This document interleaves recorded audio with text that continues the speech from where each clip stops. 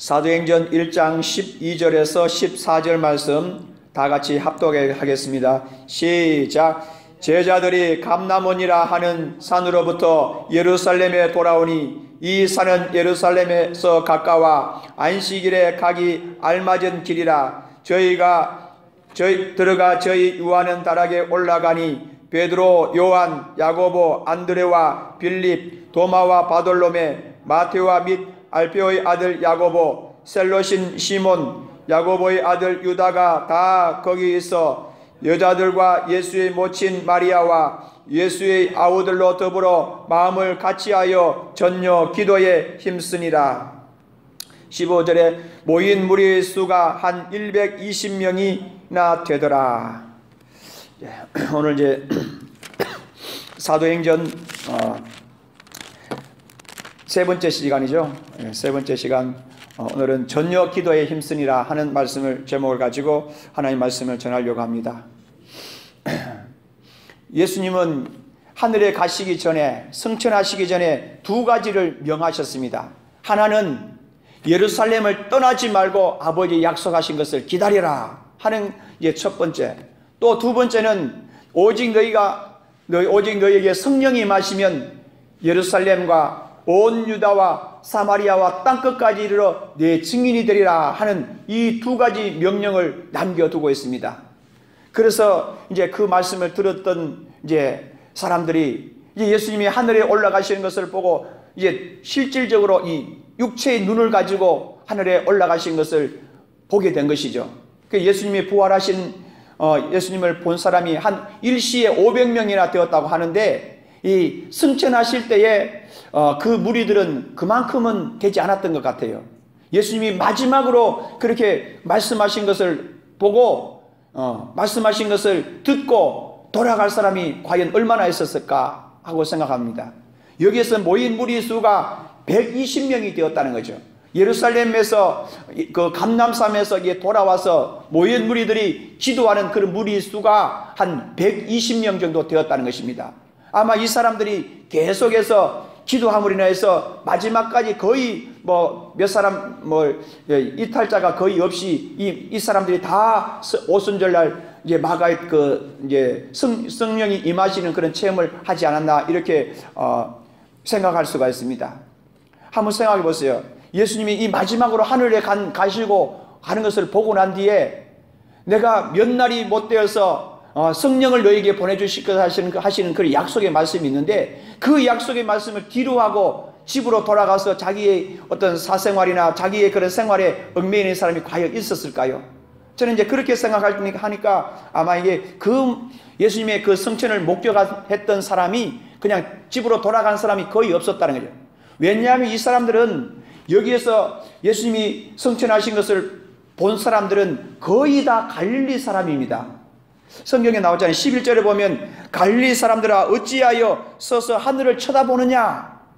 갈릴리 사람들아, 이 예루살렘 사람들은 거의 없었는지 몰라요.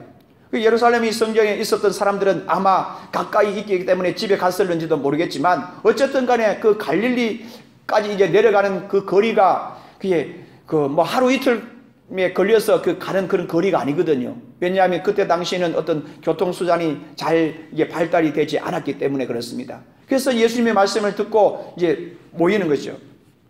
자, 12절을 봅니다. 12절 다 같이 시작. 제자들이 감람원이라 하는 산으로부터 예루살렘에 돌아오니 이 산은 예루살렘에서 가까워 안식일에 가기 알맞은 길이라. 예수님이 성천하신 그 장소는 바로 감람원이라는 그런 산입니다. 이 감람원이라고 할 때 이제 감람이 이제 오늘날 성경에 나오는 것은 올리브가거든요. 이 올리브산이 그 산에서는 올리브가 굉장히 많이 이렇게 재배가 되어 있었던 것 같아요. 그래서 올리브가 나무가 그때 당시 예수님 당시에 있었던 그 올리브 나무가 지금도 있다고 이제 얘기를 하는데, 참 저도 이제 예루살렘 성지순례에 꼭 가고 싶습니다. 왜냐하면 그곳에 가서 어떤 그것보다도 성서의 지리에 대해서 좀 이렇게 그 예수님이 이 땅에서 발을 밟고 다녔던 그곳, 또 기도했던 그곳, 그것을 한번 가고 싶은 그런 생각이 있는 거거든요. 여러분도 이제 젊었을 때 가세요. 젊었을 때 좀 이렇게 움직일 수 있을 때에 그때 참 가봤으면 좋겠습니다. 저도 이제 예전에 한 십몇 년 전에 꼭 한번 가보려고 했는데 다 대출까지 다 받으려고 약속까지 다 되어 있는데 갑작스럽게 우리 아버지가 병원에 입원하고 쓰러져고 입원하시는 바람에 이제 그 취소하고 못 갔습니다. 그때 이후부터 그 생각은 가지고 있지만 이제 못 가거든요. 이 감람원이라 원과 이 예루살렘 성전이 있는 그 거리가 얼마나 되는지 우리는 감히 이렇게 짐작도 할 수가 없거든요. 가서 이게 한번 거닐어 봐야만 이게 어느 정도의 거리다 이런 것을 알 수가 있거든요. 그래서 감람원이라는 그곳에서 예루살렘 그 성전까지 예루살렘까지 돌아오는 그 길이 안식일에 가까이서 안식일에 가기에 알맞은 길이라 하고 말씀합니다. 이 안식일에 대한 그런 규정은 이제 모세가 그 시내산에서 이제 받은 그 율법 속에서 나와 있고 또 모세 그 오경에도 안식일에 대한 그런 규정은 굉장히 많이 있습니다. 그래서 이 구약 사람들은 안식일을 철저하게 지킵니다. 안식일을 범하고 안식일에 일을 한다든지 안식일에 하지 못할 그런 일을 하면 돌에 맞아 죽습니다. 이 안식일 성일은 굉장히 그렇게 중하게 여긴 거거든요. 심지어는 안식일에 불도 피우지 말라고 합니다. 안식일에 나무도 하지 말라는 것입니다. 그래서 이 안식일에 이제 일을 하지 말라고 하는데 안식일을 그러면 이제 그 갈 수 있는 그런 거리 멀리 가게 되면 그게 여행이 되기 때문에 안식일을 또 범하는 그런 죄가 있기 때문에 이 안식일을 지키기 위해서 그러면 어느 정도까지는 이게 허락을 할 수가 있느냐? 그때 이제 그 당시에 랍비들 있잖아요. 랍비가 뭐냐면 이제 이스라엘의 그 종교 지도자라고 할 수 있습니다. 이 랍비들에게 물어보는 거죠. 랍비들에게 이것은 그때 당시에는 이런 성경을 많이 읽고 해박한 그런 지식이 있는 사람들이 그것을 가르쳐 줍니다. 안식일에 일하지 말라고 했는데 그 안식일에 이동할 수 있는 그 거리가 어느 정도 됩니까? 그래서 이제 그 랍비들이 거기에 대해서 이제 답을 해주거든요. 그래서 이제 그 랍비들이 예루살렘 그런 성전을 이렇게 한 바퀴 봅니다. 그것을 이제 기준으로 삼았다는 것이죠. 그러니까 예루살렘이 한 성전을 한 바퀴 도는데 그것이 몇 규빗이냐? 한 1000규빗 정도 된다는 거예요. 1000규빗. 이제 규빗이 뭔지 아죠? 길이를 잴 때에 이제 우리나라는 이 신체를 중심으로 해서 다 이게 도량형이 그렇게 나왔거든요. 한치가 뭡니까? 한치. 요게 한치가 이게 손가락이 좀 긴 사람은 한 3cm 정도 되는데 보통 이게 한 마디 요게 한 1촌 한 마디 그렇게 계산한 거죠.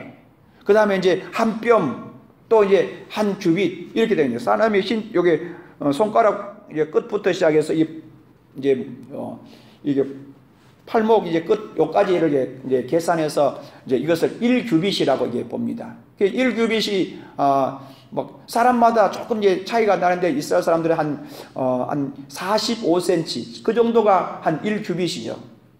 신체를 중심으로 해서 이제 하기 때문에 그래서 이제 1000규빗이라고 하면 오늘날 이 계산법 미터법으로 이제 계산하면 한 1km 정도 됩니다. 1km 정도 되는 그 거리는 이제 갈 수가 있지만 그 이상을 이제 걸어가면 그것이 안식일을 거룩하게 지켜야 되는데 여행하는 것으로 되기 때문에 거기에 대해서 이게 징계를 하고 또 거기에 대해서 이제 어떤 처벌을 받게 되는 것입니다. 이러한 것을 가르쳐 주는 것이 랍비들이 그렇게 했거든요. 이스라엘 사람들은 이 성경도 이게 많이 이제 일반적인 보통 이런 대중들이 성경을 또 읽을 수가 없습니다. 왜냐하면 이것은 이제 그때 당시에 다 이렇게 필사로서 이게 했거든요. 지난번에 우리 예전에 우리 그 신세계 그 백화점에서 성경 전시회 하는데 가봤는데 그 이사야서 이제 그 두루마기로 되는 것을 쫙 펼쳐 보니까 굉장히 길어요. 굉장히 한 10m 정도 됐는지 굉장히 길어요. 그래서 옛날 사람들은 그 양피지나 또 이런 파피루스나 이런 데서 이제 성경을 기록하기 때문에 이것을 이제 일반 사람들이 이것을 소유하거나 이것을 이제 가까이 하기는 굉장히 어렵습니다. 그래서 이제 회당에서 어떤 지도자들이나 이런 사람들이 그냥 이것을 펼쳐보고 읽고 그렇게 하거든요. 예수님도 그 갈릴리 그 회당에서 말씀을 전할 때에 이사야서에 쓴 그런 글을 읽고 난 뒤에 이 글이 응하여졌다 하고 이렇게 선포하신 적이 있지 않습니까? 그렇기 때문에 이 두루마리로 된 이런 성경은 그 회당이나 이런 성전이나 이런 데서 보관했다는 거죠. 그래서 이제 성경은 원본이 없습니다. 예, 왜냐하면 성경은 계속해서 필사를 하기 때문에 이 서기관들이 이제 필사를 합니다. 필사를 해서 이제 또 이제 보관하고 또 다른 데 또 옮겨주고 또 그렇게 했거든요. 바울서 신서도 보면 다 이게 필사를 하고 난 뒤에 또 다른 교회에다가 이게 주고 이렇게 했기 때문에 그 사본이 수천 가지가 됩니다. 어느 것이 진본이고 어떤 것이 이제 필사본이고 하는 것을 그것을 구별할 수가 없는 거거든요. 그래서 성경이 그렇게 많이 있어 할지라도 어떤 개인적으로 이 이사야 선지나 이게 그런 것을 개인적으로 소유하기 어렵습니다. 그래서 우리가 인쇄술이 잘 발달이 되어서 이제 일반 사람들이 성경을 읽을 수 있는 것이 바로 이 종교개혁 때에 그렇게 됐거든요. 종교개혁 때 마르틴 루터가 이런 이제 성경을 번역해서 독일어로 이제 번역하니까 이 성경을 가까이 접할 수가 있었지, 그전에는 그렇게 할 수가 없었다는 것입니다. 그래서 이것을 좀 이렇게 성경을 이제 연구하고 성경을 가까이 했던 그런 서기관들이나 또 랍비나 이런 선생들, 종교 지도자들이 그것을 일러줘야 된다는 것입니다. 우리 이제 이제 우리가 먹을 수 있는 그런 고기도 이 종류가 여러 가지가 있거든요. 비늘이 없는 것은 먹을 수가 없습니다. 미꾸라지나 이런 메기나 이런 것은 비늘이 없기 때문에 먹을 수가 없습니다. 그래서 그것이 정한 고기인지 아니면 부정한 것인지 이런 것을 가르쳐 주는 사람이 이제 스승이라는 이 사람들이 랍비거든요. 랍비가 안식일에 이제 가기에 알맞은 그 거리가 어느 정도 되느냐? 이게 한 2,000규빅 되는데 2,000규빅이 한 이제 2,000규빅이 꼭 1km는 안 되지만 한 거의 약간 1km 정도 됩니다. 그 1km 정도 그 거리에 있는 것은 갈 수가 있지만 그 이상은 갈 수가 없습니다. 그래서 여기에 12절에 나오는 것은 이 산은 예루살렘에서 가까워 안식일에 가기에 알맞은 길이라 이렇게 이제 표현하겠거든요. 이게 그냥 일반 사람들을 보면 안식일에 가기에 알맞은 길이 이 어느 정도 될까? 그게 대해서 이제 이런 이제 생각할 수가 있는데, 이런 것은 좀 그런 다른 이런 책이나 이런 것을 도움을 받아서 이렇게 이해하면 되는 것입니다. 이제 이제 13절에 보면 들어가 저희 유아는 다락에 올라가니 이제 베드로와 11사도의 이름이 나오고, 그 다음에 여자들과 예수의 모친 마리아와 또 예수님의 그 아우들이 같이 이렇게 모여서 전혀 기도에 힘썼다 하고 말씀하고 있는 거예요. 그 가룟 유다는 이미 지난 시간에 돌아가셨죠. 지난 시간에 지난 시간에 아직 안 돌아가셨구나. 돌아가셨는데 이제 기록은 이제 그 이후에 이제 기록이 되어 있죠. 그 가룟 유다가 빈 자리에 11명의 그 사도들과 또 예수님의 그런 모친 마리아와 또 갈릴리에서 올라오면서 섬겼던 그런 이름 없는 그런 여인들이 많습니다. 예수님의 그런 사역이 3년 동안에 넘게 3년 한 반 정도 그렇게 사역을 했는데 매번 이렇게 오병이어 이적을 베풀어서 그냥 배고픈 것을 해결하고 그렇게 하지 않았거든요. 그러면 그 많은 그런 무리들, 예수님의 그런 제자들과 함께 늘 이렇게 몰려다녔던 사람들이 여기는 이제 120명 정도 되고, 그 전에는 뭐 70명의 그런 문도들도 있고 이렇게 하는데, 보면 그래서 수십 명이 같이 이렇게 다니신 것입니다. 그래서 이 많은 무리들을 어떻게 그들이 이렇게 먹었을까요? 궁금하지 않아요? 자, 마태복음 27장을 한번 보세요. 마태복음 27장 보시면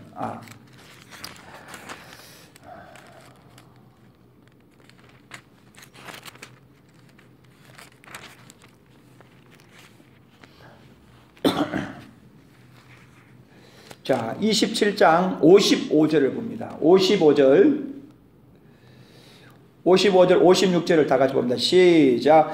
예수를 섬기며 갈릴리로부터 쫓아온 많은 여자가 거기 있어 멀리서 바라보고 있으니 그 중에 막달라 마리아와 또 야고보와 요셉의 어머니 마리아와 또 세베대의 아들들의 어머니도 있더라.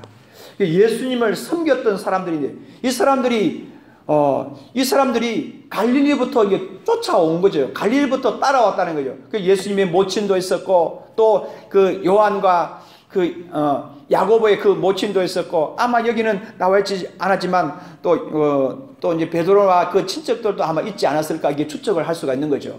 왜냐하면 자기의 그런 가족들이 자기 그런 예수님의 제자들이 그 가버나움 근처에 있는 사람들인데 이 사람들이 나가니까 그 부모가 그냥 내버려 두지 않습니다. 따라다니는 것이죠.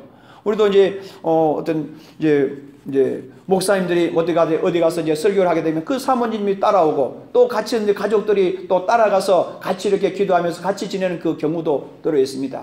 이와 마찬가지로 예수님이 그런 공생의 기간 동안에 정말 그 가버나움 그 나사렛 그 가버나움에서 그 갈릴리부터 쫓아오면서 많은 사람들이 따라오면서 섬겼다는 거죠. 그냥 섬기는 것이 아니라 예수님은 정말 그 물질로서 이게 섬겼던 것은 전혀 기록이 되어 있지 않지만 그들이 섬겼기 때문에 예수님과 그 일행들이 그렇게 안심하고 그렇게 사역을 할 수 있었거든요. 그것은 기록이 되어 있지 않습니다. 신기하지 않습니까?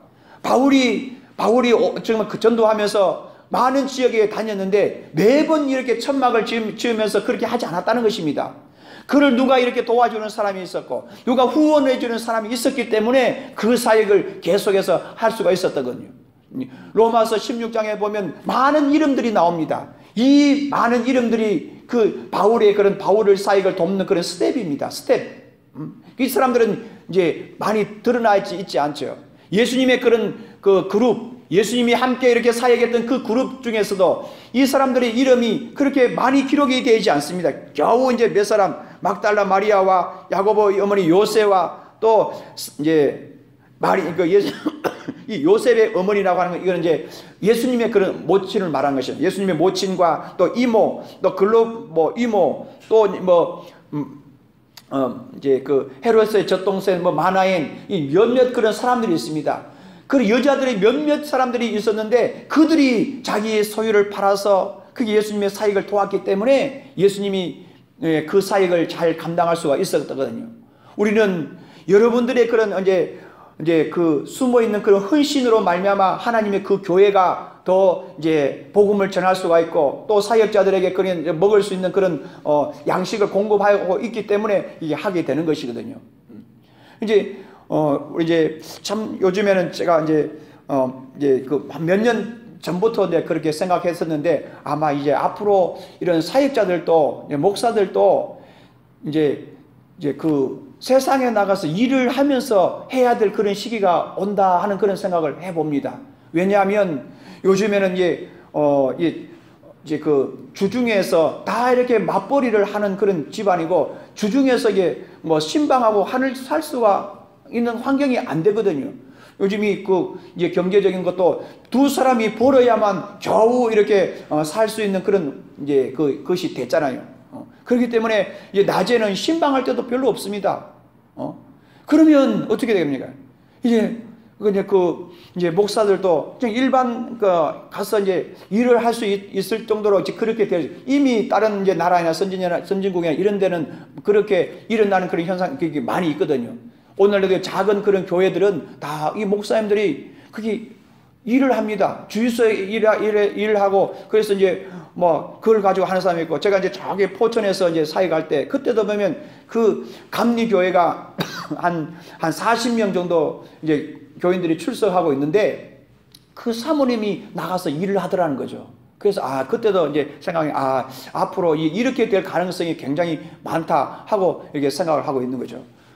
저는 그 이전에 저는 이것을 위해서 이미 제 나름대로 이제 준비를 했었죠. 그래서 이제 간판을 만드는 그 일을 이제 한 몇 개월 이제 하면서 한 1년 정도 하면서 배우면서 또 그 다음에 그걸 가지고 알바를 하면서 신학교 다니면서 그 일을 했거든요.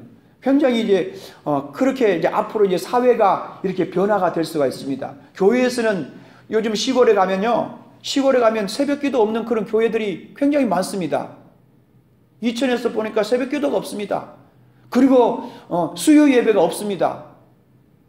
또 한 가지 없는 것이 뭐냐면 주일학교가 없습니다. 주일학교. 이 아이들이 좀 많이 낳고 그렇게 또 주일날 오고 그러는데 시골에 가니까 아이들도 없는 그런 교회가 허다하다는 거죠. 이게 지금 우리 교회는 이제 크기 때문에 그게 피부적으로 와닿지 않지만 점점 이렇게 앞으로 이제 가면 이런 것이 이제 드러날 수가 있는 것이죠. 그래서 이럴 때에 위해서도 우리는 또 대비를 또 해야 되는 것이 각각의 자기의 나름대로 이렇게 대비를 해야 되지 않겠느냐, 저는 그렇게 생각하고 있습니다. 어쨌든 간에 예수님의 그런 사역에서는 이 많은 사람들이, 많은 갈릴리에서 따라온 그런 사람들이 그들을 섬겨줬기 때문에 이 사역이 잘 이루어진 거거든요. 그래서 거기에 나오는 그런 이름들이 이제 예수님의 제자들의 이름은 이렇게 나와 있지만, 그러나 이름이 밝혀지지 않는 숨어있는 그런 많은 일꾼들이, 많은 그 헌신자들이 헌신해야 하였기 때문에 이 일이 이제 되어진 것입니다. 그래서 이제 그 대표적인 사람이 여자들과 이제 사도행전 1장 14절에 보면 여자들과 예수의 모친 마리아와 예수의 아우들로 더불어 마음을 같이하여 기도했다. 아까 저희는 마태복음에 보면 또 이제 요한 야고보와 요한의 그 어머니도 있었죠. 또 이제 막달라 마리아도 있었죠. 여러 사람이 있었는데 그 이제 빠지면서 여기에 기록이 되는데 어떤 그런 사람들도 같이 이렇게 있었던 거죠. 이런 사람들이 모여서 이제 예수님이 하늘에 가시고 마지막으로 명하신 그 일에 대해서 그 명령을 지키기 위해서 이제 막 이렇게 기도합니다. 거기서 이제 빨리 돌아가서 이제 그 자기의 생업, 자기의 이제 고향에 돌아가서 그 일을 해야 되는데, 예수님의 그 말씀에 순종해서 이 사람들은 내려가지 않고 그곳에 이제 머물면서 이렇게 이제 사역을 한 거거든요. 이제 기도를 한 거죠. 자, 14절 다 같이 읽어봅니다. 시작. 여자들과 예수의 모친 마리아와 예수의 아우들로 더불어 마음을 같이하여 전혀 기도에 힘쓰니라. 여기서 이제 주의 깊게 봐야 되는 것은 예수님의 그런 모친 마리아뿐만 아니라 예수의 그 아우들이 있었다는 거죠. 예수님의 그 아우들이 몇 사람 정도 되는지 아십니까? 성경에는 그 이름이 기록이 되어 있습니다. 자, 마태복음 13장 14장 그것좀 있는데,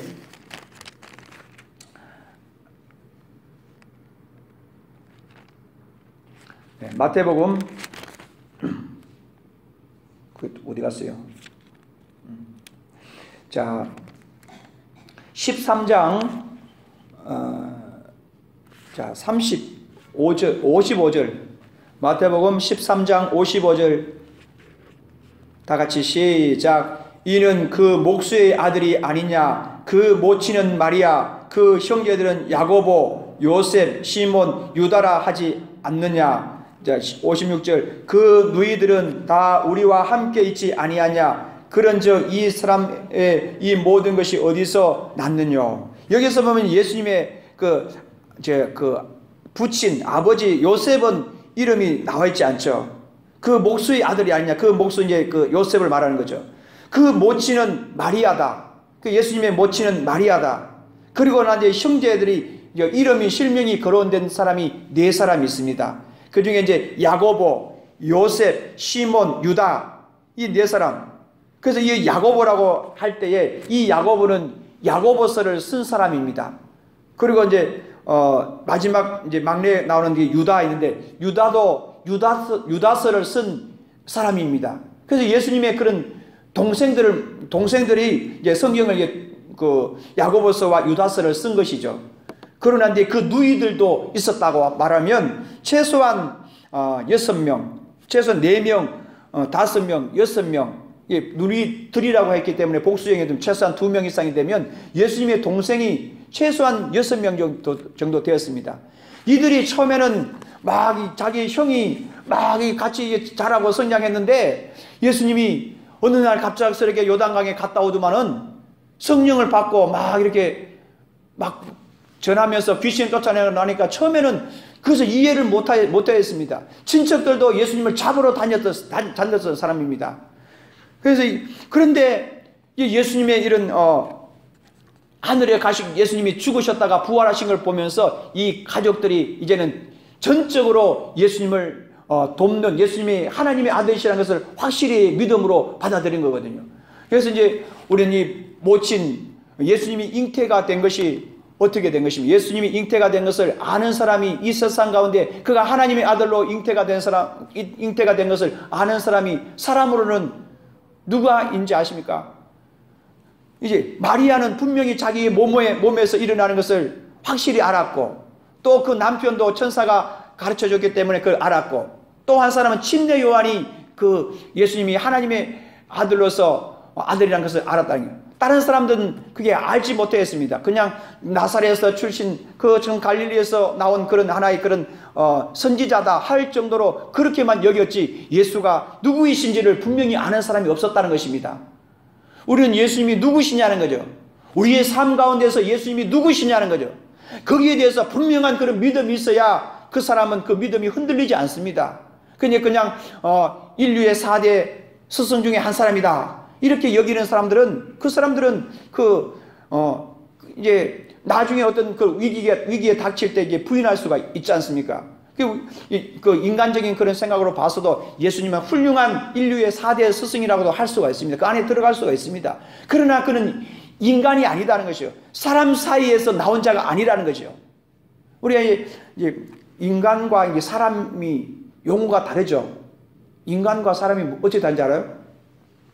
사람이라는 건 우리가 잘 알고 있지만, 인간은 사람인 자에 사이간자에 사람 사이에서 나온 자가 그 이제 인간이지 않습니까? 그런데 예수님은 사람 사이에서 나오지 않았거든요.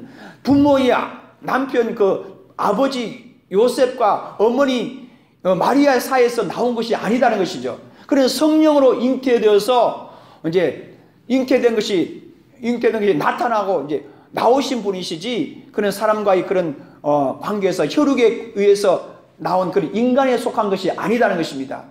그 예수님이 누구를 아느냐는 거예요. 마리아는 자기의 몸에 잉태된 것이 너무나도 잘 알고 있습니다. 그래서 예수님이 십자가에 죽는 그 현장에서도 그는 예수님이 죽으시는 그 현장에서도 그 자리를 지키고 있었던 거죠. 만약에 거기에 우리가 이제 사람의 그런 모성을 가지고 살펴볼 때에, 만약에 어떤 어떤 이제 비밀스러운 그런 일로 인하여서 태어난 그런 아들이었다면 아마 그 현장에서 정상적인 그런 모성을 가지고 있는 여인들은 거기에 그냥 있지 않을 것입니다. 내가 그게 잘못해서 죄를 지어서 내가 그냥 간음해 하다가 그렇게 나았습니다 하고 그게 했을 것이다. 그러나 마리아는 분명히 이 처녀의 몸으로서 이제 천사의 그런 지시를 받고 이게 잉태가 된 것을 마리아는 너무나도 잘 알고 있습니다. 그래서 예수님은 죽는 그 현장에서도 있었고, 이 예수님이 하늘에 가시고 난 뒤에 기도하는 그 마가의 그 다락방에서 그 현장에서도 있었거든요. 그래서 마리아를 통해서 우리 예수님이 하나님의 아들이시라는 것을 또 이제 깨달을 수가 있는 것입니다. 거기서 이제 모인 무리 숫자가 한 120명 정도 되었다 하고 말씀합니다. 120명의 그 숫자가 참 이제 이스라엘 사람들의 이 숫자에 대한 그런 개념이 좀 특별합니다. 그래서 이제 3이라고 하면 그런 완전수다, 7도 완전수다, 12도 이게 완전수다, 이게 완전수가 있거든요. 이게 하늘에 속한 것은 이제 3이고 땅에 속한 것은 이제 4입니다. 그래서 다 합치면 7이 되는 것이고, 그러니까 7명의 그 이제 14를 안수했고 그렇게 나오는 거죠. 하루도 이 세상에서 그 7일 나오는 것도 그렇고, 이런 70명 이렇게 나오는 것이 다 이런 숫자와 이게 연관이 되는데, 굳이 121명도 될 수도 있는데 이렇게 이제 표현을 한 것이죠. 120명. 그래서 120명. 그 120명의 무리들이 이제 이스라엘의 12지파지 않습니까? 12지파고 12제자이기 때문에 그런 숫자와 연관시켜서 굳이 이것을 이제 120이라고 이제 쓴 것입니다. 사실은 안 세어봐서 121명인지 119명인지 그건 알 수가 없지만, 그러나 이것을 이제 기록한 자가 이스라엘 사람들이 이 숫자에 대한 그런 개념이 또 특별하기 때문에 그렇게 이제 기록을 했다고 그렇게 여겨지면 됩니다. 여기서 우리가 중요한 것은 이제 깨달은 것은, 이 사람들은 아직까지 성령을 받기 전인데도 불구하고 전혀 기도에 힘썼다는 것입니다. 기도를 하지 않고서는 우리 신앙생활을 할 수가 없는 것이거든요. 기도는 우리의 호흡과 같은 것입니다. 그래서 기도함으로 인해서 하나님의 성령 임하고 성령으로 말미암아 우리 신앙생활을 해 나가는 것이 이제 가장 정상적인 것인데, 성령을 받지 않고 하는 것은 오래가지 못합니다. 그 우리의 믿음을 예수께서 그리스도시고 하나님의 아들이신 것을 믿음으로 고백했다 할지라도 그 믿음을 성령의 인침을 받지 않으면 그 믿음은 시간이 지나면서 그것이 또 후퇴가 되어지고 또 그것이 이제 부인이 될 수가 있는 거거든요. 우리의 믿음이 어디에 있느냐? 하나님의 성령의 증거를 받고 있습니까? 하나님의 성령이 내 믿음에 대해서 확정을 시켜주고 증거를 해주셔야만 그 믿음은 흔들리지 않습니다. 그래서 우리 기독교는 체험의 종교라고 말하는 거거든요. 체험이 있어야 되는 거예요. 성령을 받은 확실한 그런 체험이 있어야 되는 것입니다. 그래서 이것은 이제 사도행전에 보면 이제 교회가 이로 인해서 이제 시작이 된 것입니다. 참 오늘 이제 간단한 제가 간증을 하나 하려고 합니다. 이제 기도에 대한 그런 내용이죠. 우리 기도는 늘 이게 평상시에 기도하면서도 어떤 축상적인 그런 것이 아니라 실제로 우리의 삶 가운데서 하나님의 역사하심을 체험할 수 있는 그런 현장이 되어야 된다. 우리 삶이, 믿음이. 이제 우리 그 아이가 이제 첫째 아이가 이제 중학교 이제 1학년 들어갔는데, 이제 학교에서 이제 어떤 과제물을 이렇게 내는데 제가 이제 그걸 다 하고 우리 집에 이제 프린터가 이제 고장 났기 때문에 이제 교회에 가서 이제 내가 그 프린트 해오겠다고 약속을 했습니다. 약속을 했는데, 예. 그걸 이제 깜빡 잊어버린 거죠. 깜짝 잊어버리고 이제 지내왔는데 학교 갈 때도 8시쯤 되고 아빠 내 숙제는 이럽니다. 전혀 나는 거의 깜빡 잊어버리고 있었는데 아빠 내 숙제는, 이게 내가 깜짝 놀라니까 아주 굉장히 내가 당황스러운 거죠. 이게 못했다고 하니까. 그때부터 시작해서 막 아이가 막 이제는 막 이성을 잃어버립니다. 이성을 잃어버려서 아빠한테 이제 아빠 이제 내 숙제에 관여하지 말라고. 내가 괜히 내가 프린트 해준다고 그렇게 하다가 이제 낭패를 본 것이죠. 그래요, 어떻게 하냐. 그래서 이제 막 짜증 난다고 하면서 굉장히 막 이런 기분이 나빠서 그게 울면서 그렇게 간 것입니다. 이제 학교에 들어가서 이제 처음 이제 1학년에 처음 들어가서 이제 발표하는 그건데 그거를 이제 못하게 되니까 자기 또 조장이고 하니까 발표를 해야 되는데 못하면 이제 감점이 되고 막 그런다는 거예요. 그래가지고 이게 난감하더라고요. 그래가지고 잠깐 기도했죠. 하나님, 이제 내 방법으로 이제 다른 이제 학교에 가서 하면 되지 않느냐. 학교에서 할 수도 없고 이제 그 프린트 할 수가 없다는 거예요. 그래서 이제 시간이 되어서 학교는 가야 되고 어떻게 할 수가 없잖아요. 그래서 하나님 앞에 기도했습니다. 하나님, 정말 나는 이게 답이 나오잖아요. 어떻게 해결해야 될 해결책이 없습니다. 해결책이 없습니다. 하나님의 방법으로 이걸 해결해 달라고 잠깐 기도해야 하고 이제 누워 있는데 갑작스럽게 생각하는 거예요. 우리 아이들도 다행히 포기했다니 아빠 때문에 망했다는 거죠. 망했다고 막 그렇게 이제 화를 내면서 이제 나갔다는 거예요. 아빠 때문에 망했다고. 다시는 아빠한테 부탁하지 않는다고 그렇게 이야기하는데, 갑작스럽게 딱 생각이 포기하지 말라는 거죠. 포기하지 말라. 그런 생각이 떠오르면서 이제 PC방이 생각납니다. 저는 PC방에 한 번도 가본 적이 없거든요. PC방이 어떻게 생겼는지 몰랐다는 거예요. 최근에 뉴스 나오니 PC방에 살인사건도 나오고 해서 PC방에 대한 약간 부정적인 그런 생각, 또 게임에 빠진 사람들이 거기 가 있기 때문에 담배 연기가 많고 막 그렇게만 생각했는데 그게 딱 생각나면서 집 근처에 갔습니다.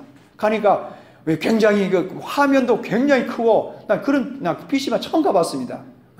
막 게임 하는 사람들이 거기 밤새도록 게임 하는 사람이 한 몇 사람이 있고, 그래서 이게 어떻게 사용하는지도 잘 모르고 그냥 직원을 불러서 이게 어떻게 하면 좋겠냐고 좀 도와달라고 그렇게 해서 그 프린트를 쫙 했습니다. 그러는데 이제 전화를 하면서 우리 아이들은 우리 그 학교에서는 애들이 핸드폰을 사용하는 거 다 이게 수거를 하고 핸드폰 못 쓰도록 학교 때 못 쓰도록 그렇게 합니다. 연락할 수 있는 그런 방법이 없기 때문에 딱 이게 또 하나님께서 생각나는 것이 이 담임 그 선생님한테 연락을 해서 이게 찾아가라고. 그래서 제가 이제 프린트해서 이제 봉투에 넣어서 이제 그 경비실에 놓고 이제 우리 집사람한테 좀 내가 전화번호를 모르기 때문에 집사람한테 선생님한테 좀 전화를 해서 좀 찾아갈 수 있도록 해달라고. 그래서 이제 하고 난 뒤에 이제 지난 거죠. 이제 저는 이제 수요 예배 또 가서 이제 말씀 전하고 왔는데 아주 이제 어떻게 했냐고 이제 보니까 굉장히 좋아졌어요. 아빠 칭찬을 받았어요. 제가 그 사이에 내가 포기를 했고, 나도 어떻게 할 수 없다. 자, 미안하다. 그냥 끝내버리면 이제 그걸로 끝났겠지만, 기도하니까 하나님께서 포기하지 말라고. 그리고 이제 생각나는 게 그 하나님의 지혜로 내 방법은 어떤 이제 방법이 없지만, 그냥 하나님의 방법으로 이것을 해결해 달라고 그렇게 기도했는데, 그게 따라서 이제 PC방이 생각나면서 거기 가서 이제 프린터를 하고 이제 경비실에 맡겨서 이제 그 중간에 쉬는 시간에 딱 나와서 했다는 거예요.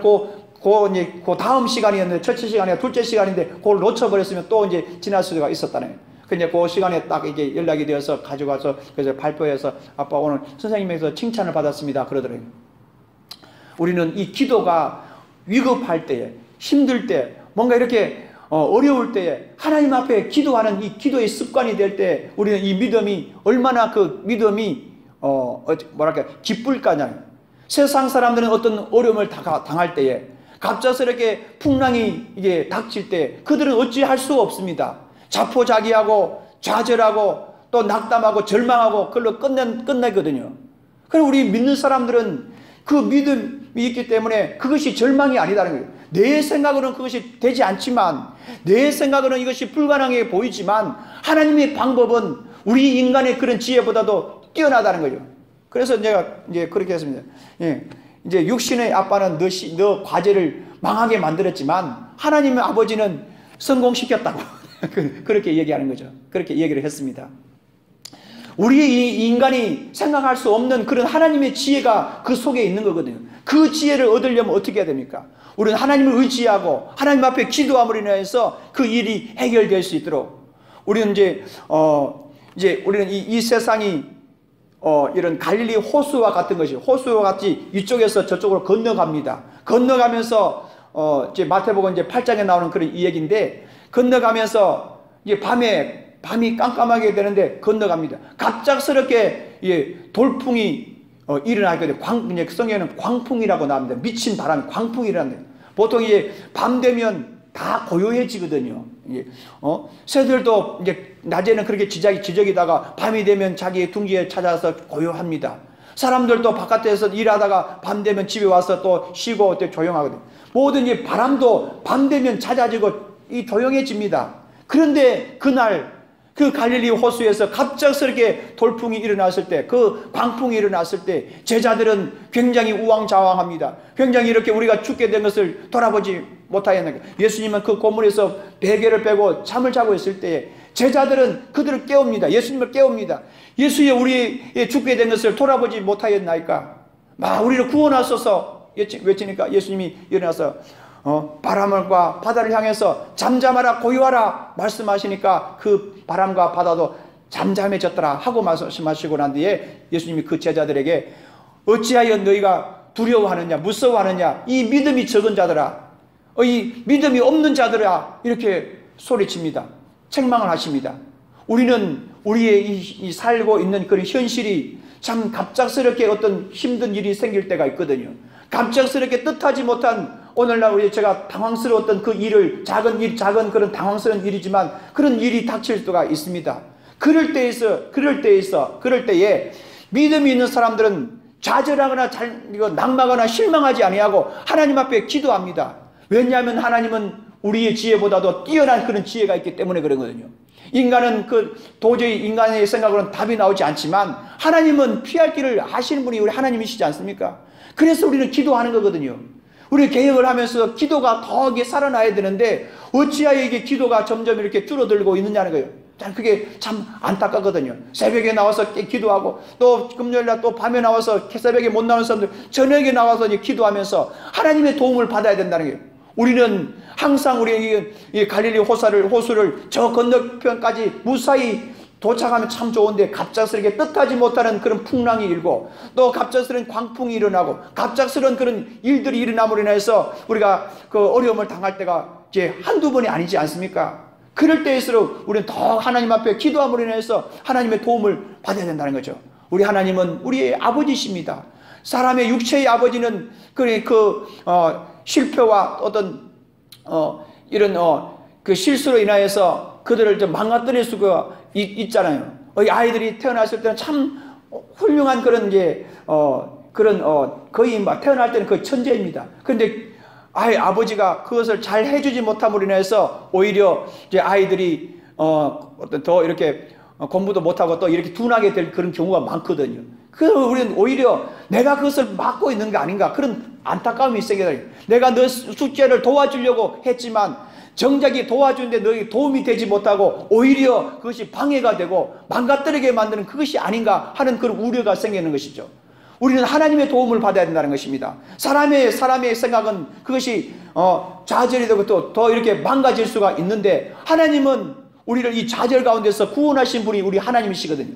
기도하자는 거죠. 기도. 우리는 기도함으로 인해서 하나님의 도움을 받아서 이제 교회 개혁도 성공시키며 또 우리 각각 그런 가정과 또 직장과 이 모든 일에도 하나님이 간섭하시고 역사하신다면 하나님께서 그 피할 길을 열어주시는 거거든요. 지금 우리 이 시대에 가장 절실하게 필요한 것이 뭐냐면 이 기도입니다. 우리는 개혁하면서 가장 우리가 하나님의 도움을 받아야 되는 것이 기도입니다. 기도해야만 성령 충만해야만 이게 마찰이나 이런 것이 없을 수가 있어요. 내가 성령 충만할 때는 각각 사람들이 각각 성령 충만할 때는 어떤 부딪힘이 없습니다. 그러나 성령 충만하지 않을 때는 서로에게 다툼이 생기고 여러 어려움이 생기는 거거든요. 힘든 일이 생기니까 힘드니까 좀 굉장히 예민하게 이렇게 반응하고 그런 거거든요. 그래서 우리는 이때 우리가 가장 필요한 것이 무엇이냐? 기도입니다. 이 예수님의 그런 제자들도 예수님의 그런 섬겼던 그런 사람들이 120명이 모여서 아직까지 성령을 받기 전인데도 얼마나 합심해서 기도했는지 몰라요. 전혀 기도에 힘썼다는 거예요. 전혀 기도에 힘썼다는 거예요. 성령 받지 않고 기도를 한 열흘 동안 한다고 생각해 보세요. 그게 얼마나 힘들겠냐는 거예요. 하늘에 가시고 난 뒤에 성령이 임할 때까지는 열흘이라는 그런 시간이 걸렸습니다. 성령을 받았을 때는 또 방언도 말하고 또 하게 되는데 이 사람이 열흘 동안에 어떻게 기도했을까? 우리는 이 기도는 어떻게 보면 육체의 그런 노동이라고 할 수가 있습니다. 그래서 몸을 사용해서 힘들지만 더 억지로 나와서 하나님 앞에 기도하며 간구할 때 하나님께서는 우리를 도우실 것입니다. 사랑하는 우리 또 저녁에 나와서 기도하는 우리 모든 성도들은 이 기도에 힘을 쓰시기를 예수 이름으로 축원합니다. 전혀 기도에 힘쓰기를 예수 이름으로 축원합니다. 우리 다 같이 우리 기도하겠습니다. 기도하실 때 우리 정말 예수님의 그런 명령을 따라서 성령이 임하여야만 우리 성령 충만하여 신앙생활을 잘 감당할 수 있는데 이런 것이 너무 부족한 것을 우리 기도가 부족한 것을 우리가 잘 알고 있을 것입니다. 하나님께서 성령 충만하여 우리 기도의 능력을 가지고 세상을 이길 수 있도록 또 우리 교회 계획을 성공시켜 나갈 수 있도록